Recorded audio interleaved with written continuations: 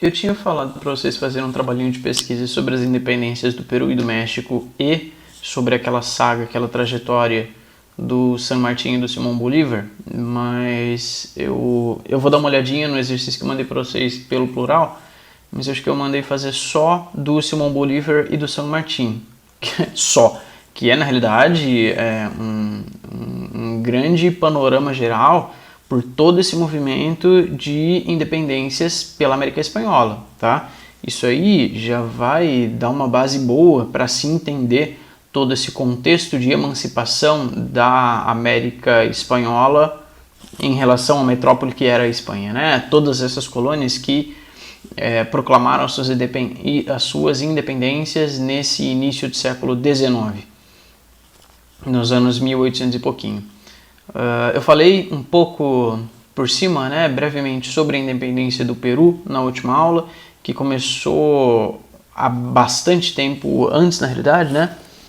Desde fins do século XVIII ainda, desde 1780, com Tupac Amaru, que ele angariou a ajuda pública, né? Foi um movimento popular num primeiro momento, só que foi sufocado, né? Esse Tupac Amaru foi preso, enfim. E aí então a conclusão da independência do Peru só teve lugar com o San Martín e o Simão Bolívar, já nos anos 20 do século XIX. Pois bem, tendo em mente todo esse contexto geral sobre o qual nós estamos falando desde a primeira aula desse nosso segundo bimestre, das independências da América Latina, eu já falei uma série de vezes a estrutura social que se desenrolava aqui, dos chapetones, dos criolhos. Esses chapetones também respondiam pela alcunha de guaxupins. Então vocês podem ver esse termo por aí, é a mesma coisa, tá? Essa elite espanhola nas colônias da América eram chamados de chapetones ou guaxupins. E aí os filhos desses caras, descendentes de espanhóis, mas nascidos na América, portanto nativos americanos, portanto, ainda que descendentes de espanhóis, eles eram chamados de criolhos, tá? Pois bem, o México, a gente vai tratar em particular agora, em especial, da independência do México, como é que ela se deu. O México era então o vice-reino da Nova Espanha, que era, à época, a colônia mais lucrativa da Espanha nas Américas.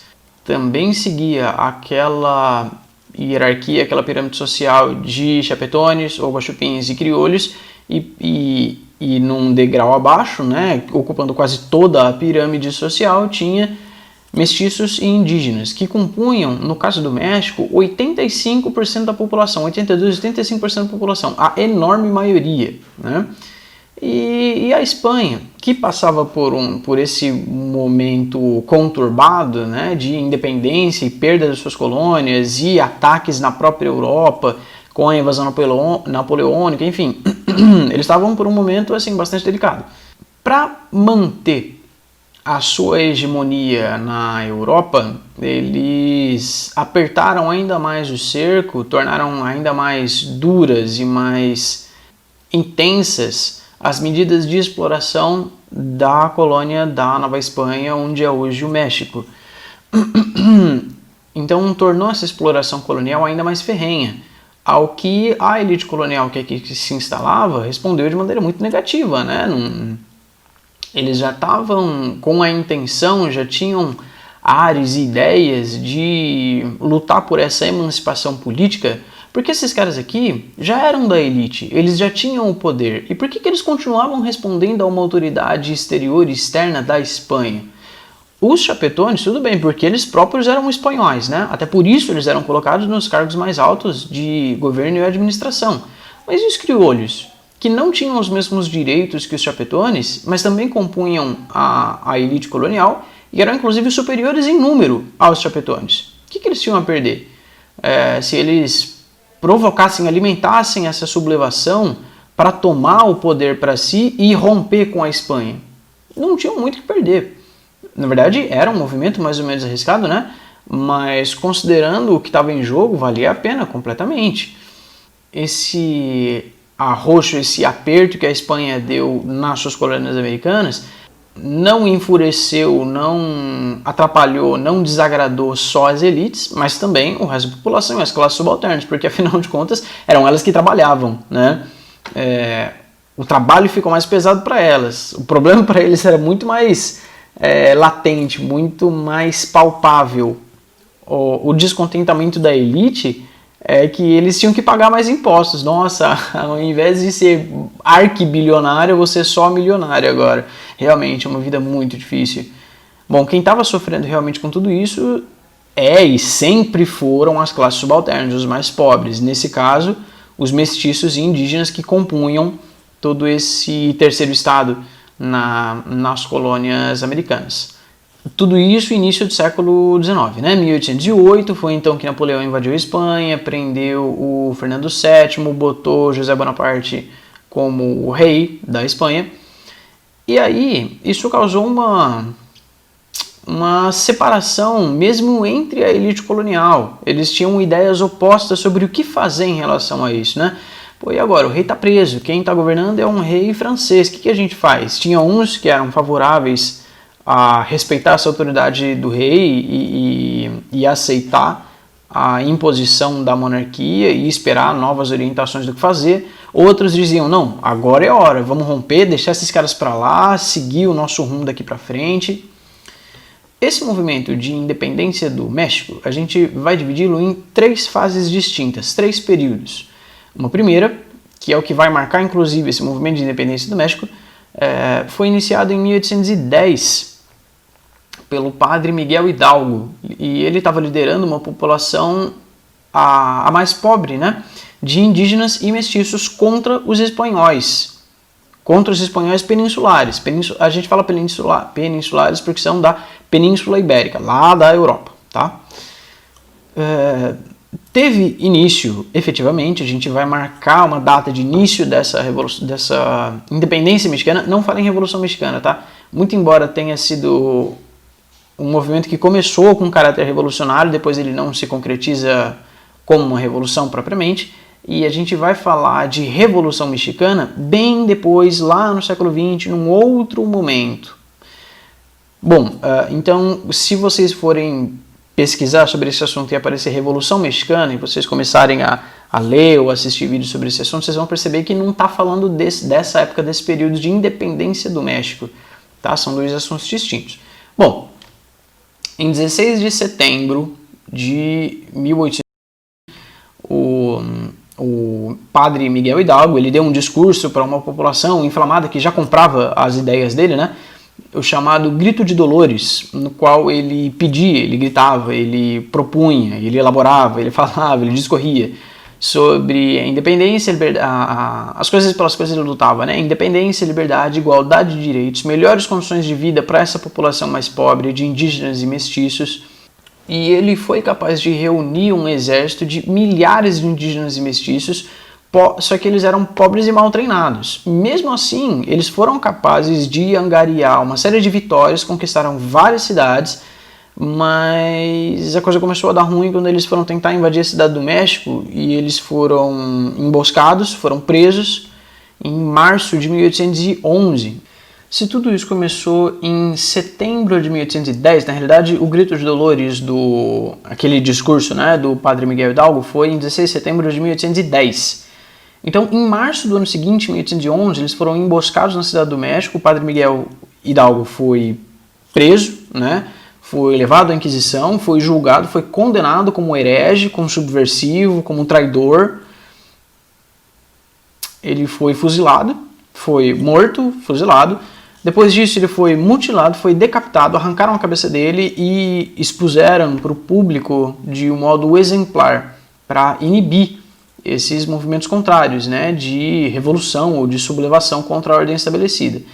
Aí o movimento começou a dar uma esfriada, em 1811. E aí, eu falei que eram 3 momentos. Né? Num segundo momento, outro padre, José Maria Morelos, ele herdou os mesmos propósitos do Hidalgo e continuou na luta pela liberdade, pela independência da colônia, pela igualdade de direitos, pela reforma agrária, por melhores condições de vida para indígenas e mestiços. Só que, até então, a gente tem um movimento popular dessas classes subalternas se sublevando, se revoltando contra a elite dominante, que eram os espanhóis. Os espanhóis, guaxupins, chapetones, peninsulares da Espanha. E os criolhos disso tudo, eles começaram a ficar receosos. Se esses caras conseguirem tudo que eles estão pedindo, então a nossa hegemonia também será abalada. Eles perceberam que eles iam perder os seus privilégios se essa população subalterna conseguisse a igualdade de direitos que eles estavam querendo. O negócio da reforma agrária ia tomar terras desses caras e distribuir pela população. Então eles seriam prejudicados, eles iam perder alguns desses privilégios, não é? Esses privilégios que se sustentavam na ferrenha e descarada exploração dessa população subalterna, desses mais fracos e subjugados, né? Tendo em mente que esses criolhos tomaram conta e tiveram receio de perder os privilégios que eles detinham, eles se levantaram contra esses rebeldes revolucionários. Então, aquela população de mestiços indígenas, meio armados, mais ou menos, ainda que eles estivessem com uma preparação militar um pouco melhor do que com o Miguel Hidalgo naquele primeiro momento, eles ainda não eram um exército profissional, né? E aí os criolhos se levantaram contra esses caras. E a Guerra pela Independência do México, que antes era de colonos contra os metropolitanos, contra a metrópole, ganha áreas de guerra civil. Agora não são mais mexicanos contra espanhóis, são mexicanos contra mexicanos, porque os criolhos são nascidos na América, então eles são americanos também. E é claro que eles têm as suas razões, né? Têm os seus motivos.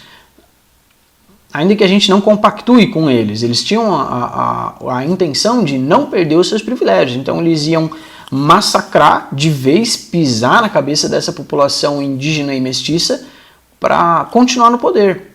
E eles também queriam a emancipação da Espanha, também queriam deixar os espanhóis para lá, mas não queriam perder os seus próprios privilégios. Então eles se voltaram contra esses revolucionários iniciais, né? Que eram então liderados num primeiro momento pelo Miguel Hidalgo e depois pelo José Maria Morelos.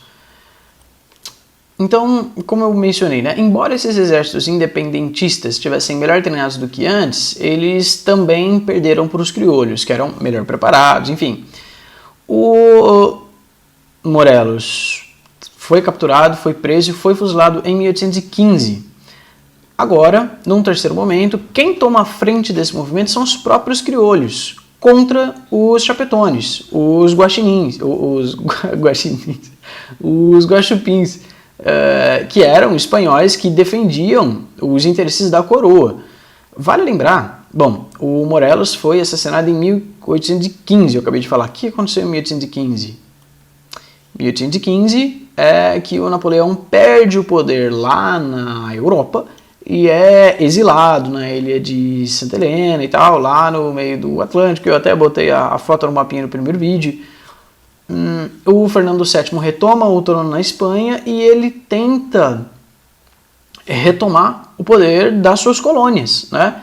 Que a essa altura já não querem mais saber, algumas delas já tinham até proclamado suas independências. E o México está ao longo desse processo. Só que o Fernando VII, ele, ao retomar o trono da Espanha, ele promove uma política de perseguição à elite criolha que ajudou, que tivesse apoiado os movimentos de independência. Então, tem lugar a terceira fase desse movimento de independência, que se estendeu pelos últimos 6 anos, foi de 1815 a 1821. Nesses últimos anos, a guerra continua com esse caráter de guerra civil, de guerrilha, só que agora ela deixa a massa da população e volta a ser uma guerra disputada entre as elites, principalmente entre chapetones e criolhos, pelo movimento de independência. Não é mais um movimento popular, tá? Então, como nós estamos falando das elites, principalmente, apareceu uma figura, um espanhol também, portanto um chapetone ou guaxupim, Agustín de Iturbide, e ele veio com uma proposta de conciliar, uma proposta de conciliação entre essas elites e propôs um acordo para a emancipação do México, para a independência da Espanha, quer dizer, para a emancipação do México em relação à metrópole que era a Espanha, né? Proclamar ou declarar uma monarquia independente da Espanha e a continuidade dos privilégios daquela mesma elite. Então, ele propunha a igualdade de direitos entre os chapetones e criolhos, que era o principal item em debate, em discussão, no meio dessa elite mesmo, né? Então eles fizeram esse acordo aí. Esse mesmo cara, o Agustín de Iturbide, ele passou a governar como rei, respondendo pelo título de Agustín I, só que ele não cumpriu com as promessas, né? Ele não cumpriu com o acordo de igualdade de direitos com os criolhos. E essa elite criolha se rebelou, né? Não tardou a se revoltar contra eles, se sublevaram em 1823, derrubaram o cara do poder, mataram ele e sabe, esquece esse negócio de monarquia. Chega, a gente já viu, já sentiu por anos e anos e anos de história e exemplos práticos dentro desse mesmo território, que esse regime de monarquia não vai dar certo, não vai funcionar. Então eles proclamaram uma república no México em 1823, tá? E aí a gente deixa o México aqui, tá encerrado esse movimento de independência pelo México. Aproveitando, um pouco antes disso tudo acontecer em 1823, aproveitando o ensejo da independência do México conseguida pelo Iturbide lá em 1821, ele estendeu os seus domínios, ele anexou a Capitania Geral da Guatemala. Se vocês derem uma olhadinha no mapinha que tem no começo dessa unidade, vocês vão lá que a Capitania Geral da Guatemala, ela abrange os países da Guatemala, Honduras, El Salvador e Nicarágua. Então todos eles passaram a fazer meio que parte do México, desde 1821, anexados pelo Agustín de Iturbide, logo em seguida da emancipação do México, tá? Só que isso não durou muito e essa região rompeu com o México e formou as Províncias Unidas da América Latina em 1823. 1823, mesmo ano em que a turma lá no México derrubou o Iturbide e proclamou a República no México. Mas essas Províncias Unidas da América Central também não duraram muito e não tardou a se desfazer essa união. Na verdade, durou um pouco mais do que a proeminência mexicana sobre o território. Foram lá uns 17 anos. Foi de 1823 a 1838, 1840. A dissolução começou em 1838 com a saída de Honduras, mas foi um processo mais ou menos demorado. Até porque a gente está falando de uma união entre alguns países, né? Honduras saiu primeiro em 1838, mas ela só veio a terminar efetivamente em 1840. O Uruguai, lá embaixo, no sul da América do Sul, ele também passou por um processo conturbado de vai e vem, trocou de dono algumas vezes. Então, entre 1816 e os anos 1820, 1825, para lá ainda, houveram vários litígios entre o domínio da região oriental do Rio do Prata, que é a região do Uruguai, entre espanhóis e luso-brasileiros. Atentem-se para o fato de que no Brasil, nessa época, o país já estava proclamando a sua independência de Portugal com Dom Pedro I, lá em 1822, tá? Então, tá no meio dessa confusão aí com o Uruguai.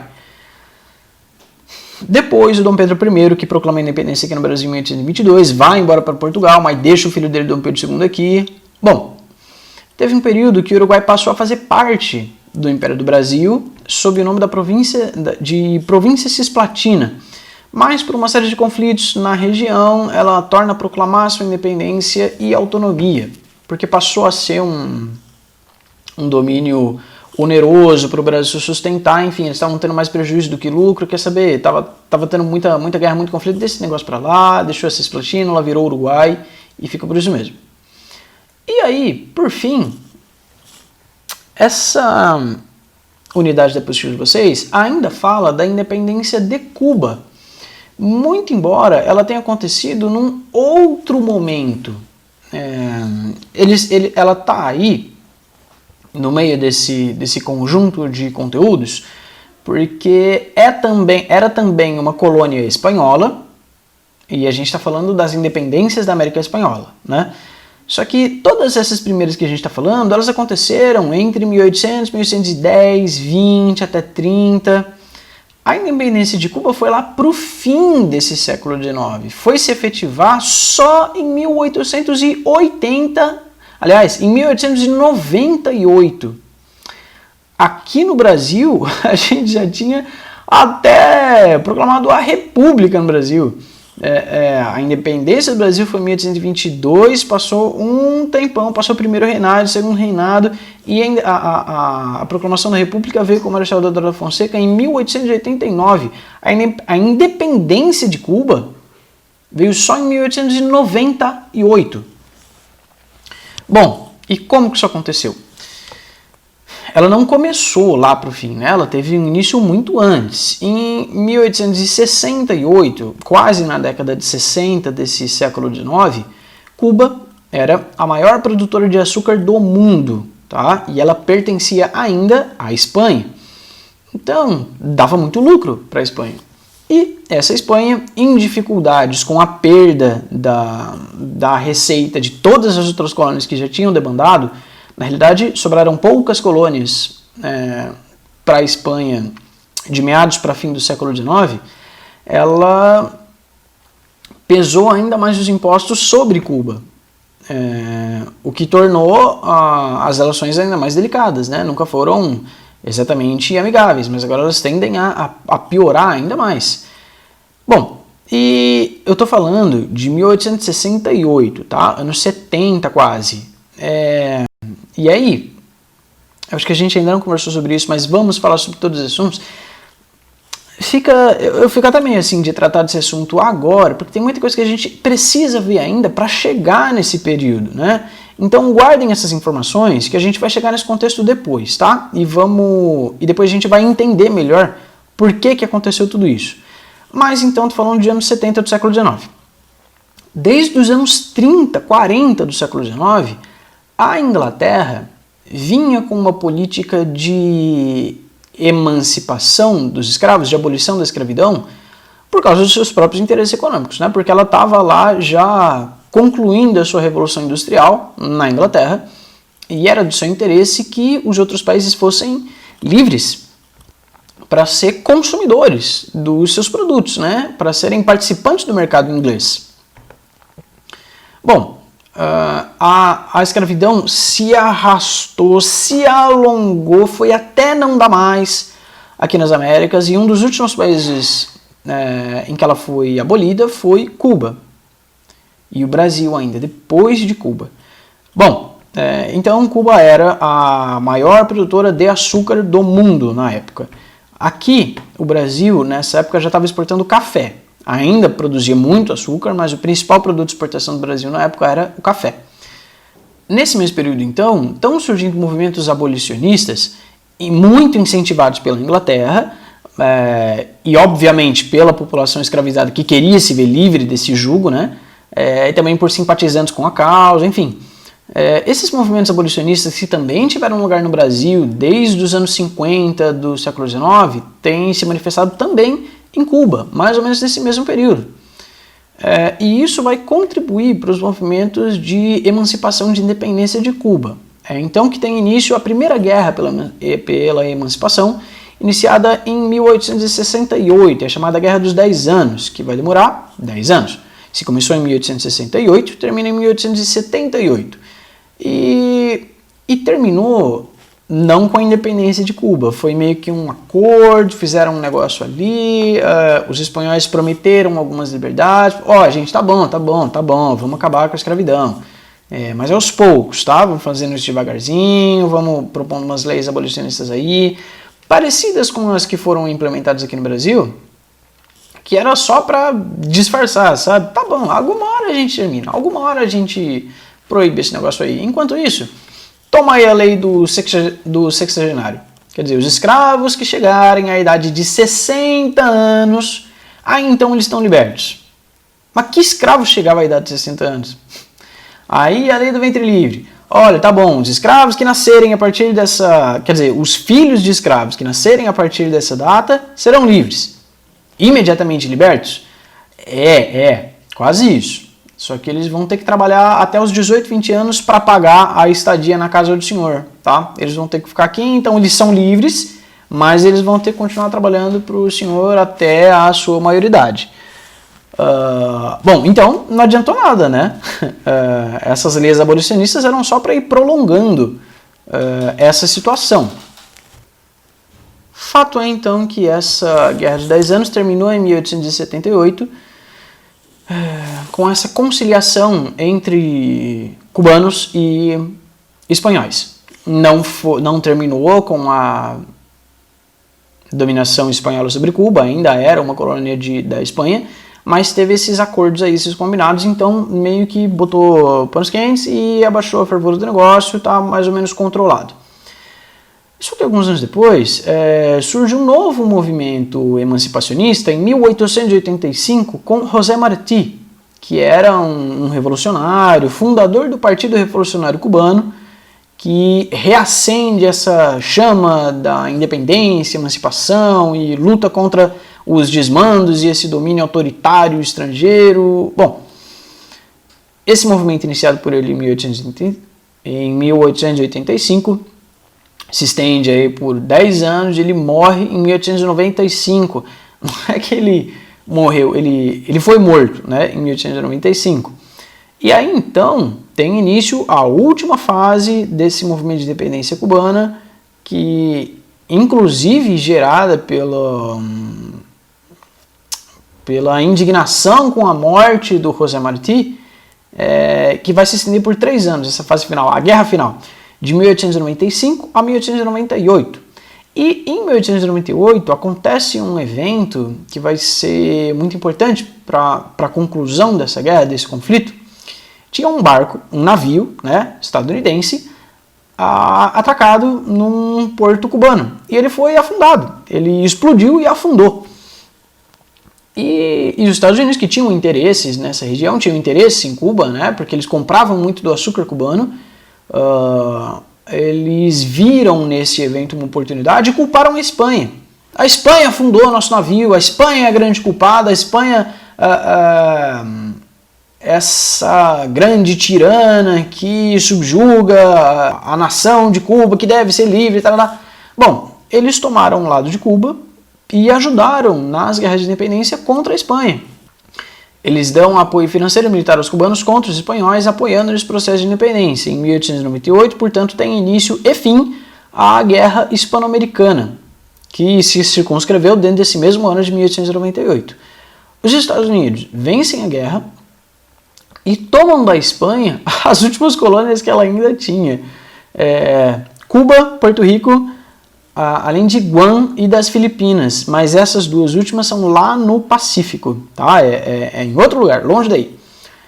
Quer dizer, como assim ele toma Cuba das mãos da Espanha? Eles não estavam lutando pela independência? Estavam. Eles não conseguiram, não venceram e ganharam a independência? Sim, ganharam. Então Cuba é independente? Olha, mais ou menos. É independente do papel. Mas ela continua dependente dos Estados Unidos, ela continua sob a égide, sob controle, sob hegemonia, sob intervenção, inclusive, norte-americana em Cuba. E isso vai dar bastante problema mais lá para frente também. E esse é outro momento em que vocês podem pesquisar sobre Cuba e encontrar resultados diferentes, porque, como eu falei do México, da Revolução Mexicana, é diferente da independência mexicana. Tem também o movimento da Revolução Cubana, que é diferente da independência de Cuba. E também tem a ver com essa hegemonia norte-americana na ilha. Fato é que os Estados Unidos apoiaram então essa independência de Cuba em relação à Espanha, e depois eles vão cobrar esse favor, né? Esse favor. Olha, Cuba, então, aquela ajuda que eu te dei lá, vamos ter uma conversa aqui, vamos fazer uns combinados, vamos trocar aí uns favores, né, de repente. E os Estados Unidos estabeleceram a sua hegemonia sobre Cuba e meio que implantaram um sistema de dominação até parecido. É o que a gente vai chamar de neocolonialismo depois. Não era uma colônia efetivamente dos Estados Unidos, mas estava meio que subordinada a eles. Então, Cuba fica sob intervenção norte-americana entre 1898, desde o fim dessa guerra, até 1902. E o que acontece em 1902? Eles assinam um tratado, a chamada Emenda Platt, que durou de 1902 a 1933, que concedia o direito legal, institucional, aos Estados Unidos de intervir militarmente em Cuba sempre que eles julgassem necessário para garantir os seus interesses na ilha. E por que ela acaba em 1933? Em 1933, a gente já vai falar da ascensão ao poder de um sujeito chamado Fulgêncio Batista, que foi um ditador em Cuba, e o nome dele vai voltar a aparecer quando a gente vai falando de Revolução Cubana lá mais na frente, então guardem essa conversa para a gente ter depois. Visto tudo isso, fica o questionamento. A América Espanhola livre para quem? A gente pode dizer que foram movimentos revolucionários, foram movimentos de independência, né? E a gente vai ver mais particularmente, com maior profundidade, com um nível maior de detalhamento, como foi o processo de independência do Brasil, que também é um caso à parte, diverso de todos esses que nós falamos e tratamos com certo nível de superficialidade, mas é o que nos diz respeito de mais perto, né, de mais próximo, até porque nós somos depositários de toda essa tradição, inclusive a história que a gente faz e que a gente vive parte desse processo particular de independência que nós aqui tivemos, enfim. Mas e daí? A América Espanhola independente para quem? Para quem fez as independências. E quem foi que fez? A elite. Na maioria dos casos, a elite.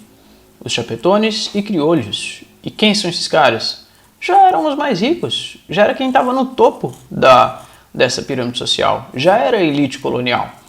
Então, para o grosso da população, para a base da pirâmide, para as classes subalternas, para uma exígua classe média, para os mestiços, para os indígenas, para os negros, para os escravizados, para os libertos, para todos esses, a coisa não mudou muito. E tem casos em que a coisa mudou para pior ainda. Então, essa independência da América se deu por quem e para quem? Para as classes dominantes, para os criolhos principalmente. Eles afastaram uma situação, um personagem que exercia poder sobre esse lugar para tomar o poder para si, pura e simplesmente. As bases dessa sociedade não foi alterada.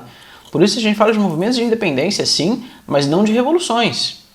Até por isso que, aliás, era isso que eu queria dizer quando eu mencionei na aula do Haiti, da independência do Haiti, que lá sim, e naquele caso, que é também um caso muito particular, diferente de todos os outros, diferente de todas essas outras independências pela América, inclusive não teve nenhuma outra que se igualou àquela, foi a primeira e a única independência feita por escravos, por escravizados, né?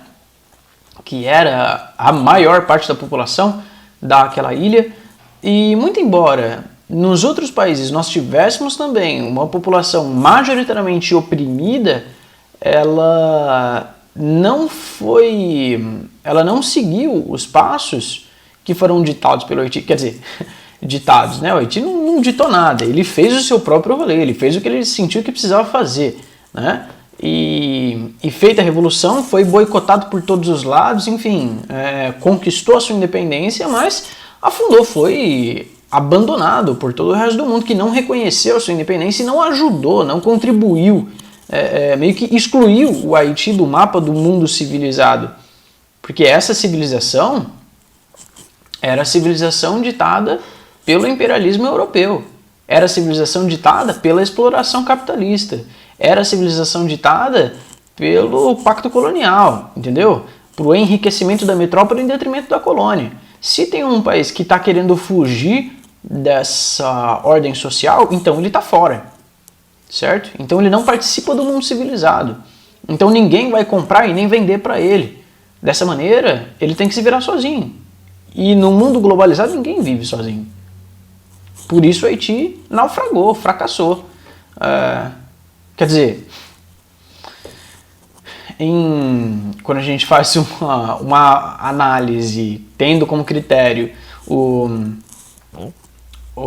a variável socioeconômica, então o Haiti está com o índice lá embaixo, né? Muito embora ele tenha sido esse exemplo de luta contra a dominação estrangeira, que não foi seguida por nenhum outro. E aí,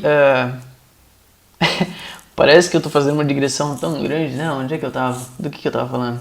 América Espanhola Independente para quem? Para essa elite, porque lá no Haiti foi uma revolução efetivamente.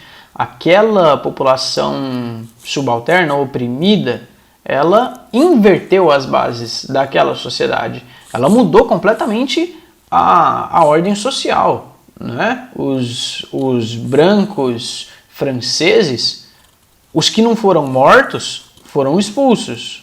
Os que não foram mortos nem expulsos fugiram antes da coisa pegar fogo. E aqui? Nos outros países, não foi o povão que fez a revolução.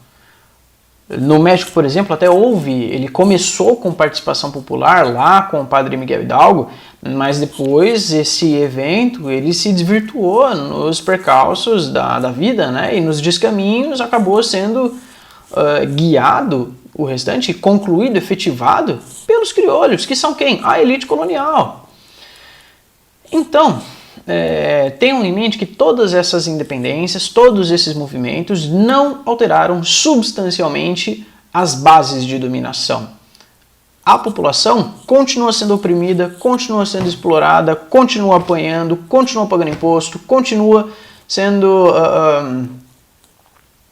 explorada mesmo, sugada até a última gota de suor e sangue que ela possa ceder, que ela possa dar para alimentar os privilégios dessa classe dominante, que é uma classe burguesa em ascensão nessa idade moderna, certo? E, inclusive, já a idade contemporânea, depois da Revolução Francesa já é a idade contemporânea, já é o nosso mundo tal qual ele se nos apresenta hoje. E é claro que essas estruturas foram se desenvolvendo, foram se transformando, até chegar no que nós temos hoje. E quem que é essa população oprimida e maltratada e espremida e pisoteada e explorada e quem são esses caras? Principalmente indígenas e africanos.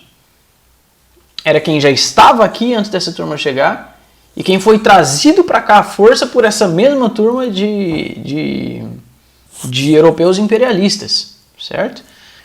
E é claro que eles se organizam e fazem movimentos contrários para reafirmar a sua própria identidade, os seus direitos, as suas liberdades. Eles lutam contra essa opressão, eles tentam se reafirmar e se posicionar de maneira contundente, efetiva, mas o sistema político foi construído de maneira tal que essa turma começou a conseguir alguns direitos que até hoje eles são muito minguados, muito pequenos, né, em vista do que deveriam ser, do que a gente considera como minimamente justo, quando esses mesmos indígenas africanos passaram a compor a estrutura política propriamente dita. Quer dizer, só a partir de dentro do sistema que eles conseguiram, quer dizer, não só, né, mas de dentro do sistema se tornou um meio, institucional para se fazer ouvir a sua voz, porque até então ela vinha sendo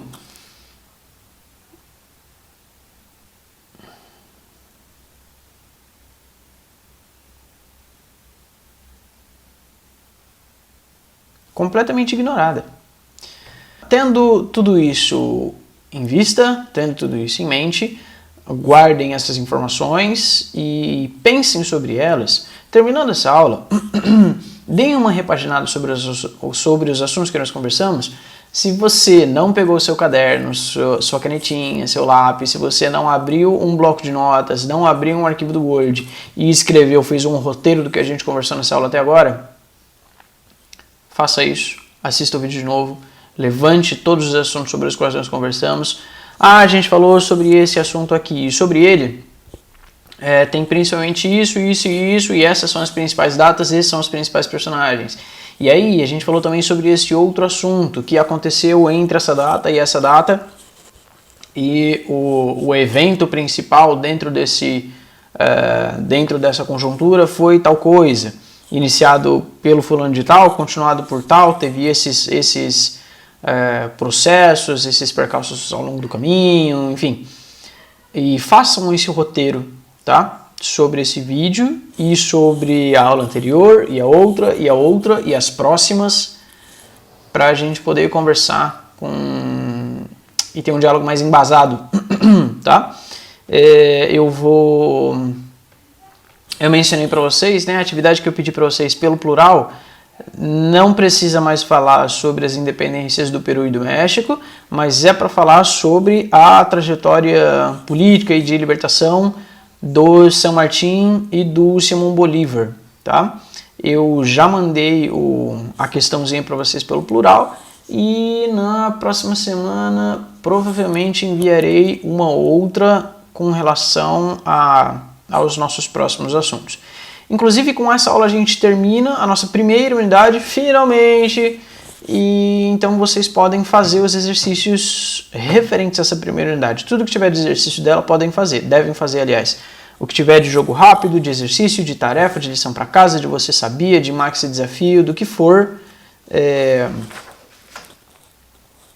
da página 460, mas que página? Da página 460 até a página 464. Fora o jogo rápido que tem pelo meio do